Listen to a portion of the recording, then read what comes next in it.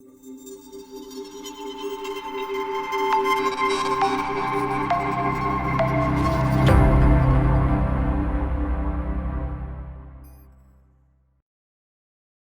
everyone, and welcome back to yet another Maltego Essentials video.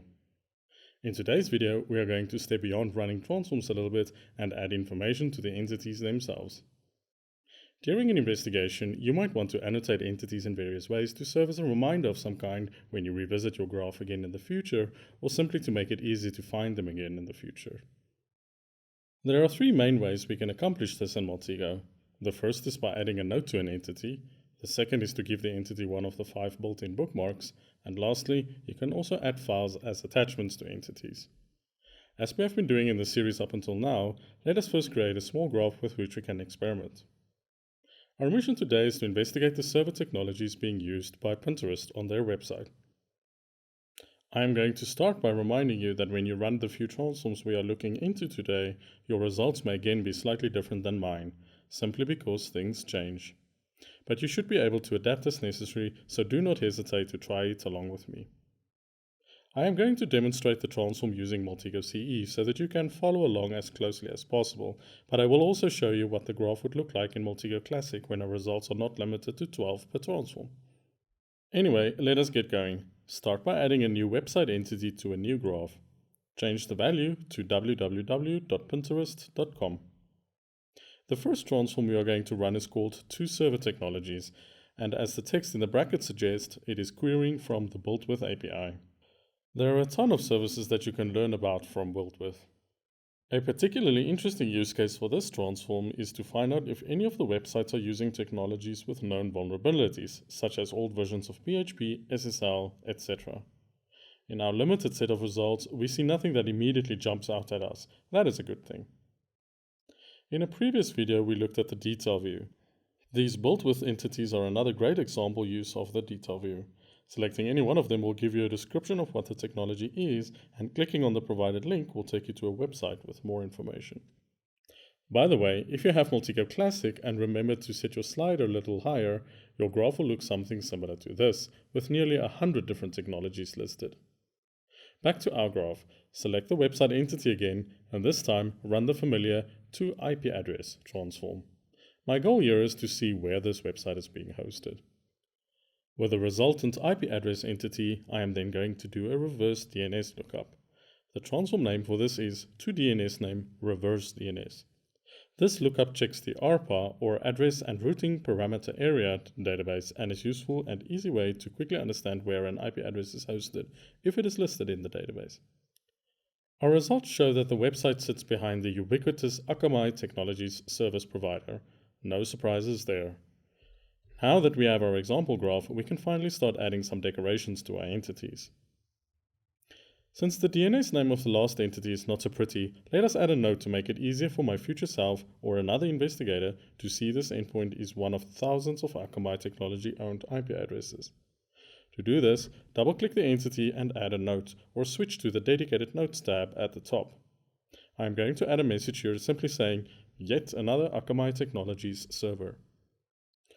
After you click OK at the bottom, you will now notice a little yellow note icon next to the entity. To see the note on the graph itself, switch to the View tab, and on the right of the ribbon you will find the Show and Hide Notes button. Bookmarks can be used for a variety of reasons. Some investigators use it to indicate the status of an entity with color codes that imply something to themselves, such as whether the data obtained was verified or whether it is worth looking further into an entity. For our graph, let us add a purple bookmark to the DNS name entity to indicate that in this investigation it is not worth going further into it, an association with purple that I agreed with my colleagues. When you hover over the entity, there is a little bookmark icon that pops up. You can repeatedly click this to toggle the color of the bookmark. Clicking this 4 times will set it to purple. Notice that the bar over the note changes color along with the bookmark, just to make it a little bit more visible. If you double-click the entity to open the entity details again, you can see the purple bookmark at the top. You can click this icon as well to cycle through the colors as on the graph. I am going to leave mine purple. In the previous video, we also highlighted the Select Bookmark option. But this is a good time to remember that it is an easy way to find all entities with bookmarks of a certain color. Lastly, I can also add attachments to my entities.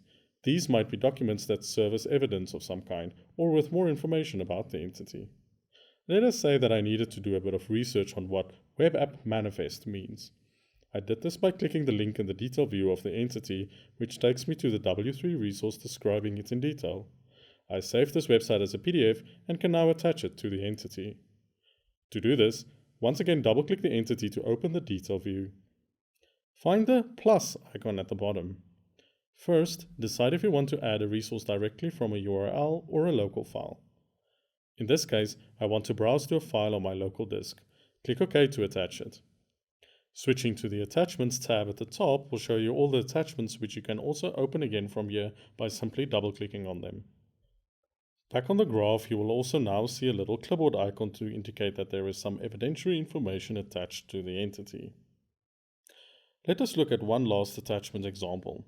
Say we want to make it obvious for other investigators to see that there is a link to Google's App Store from this page. What I sneakily did behind your back was to find a link to an image on the internet for the App Store icon.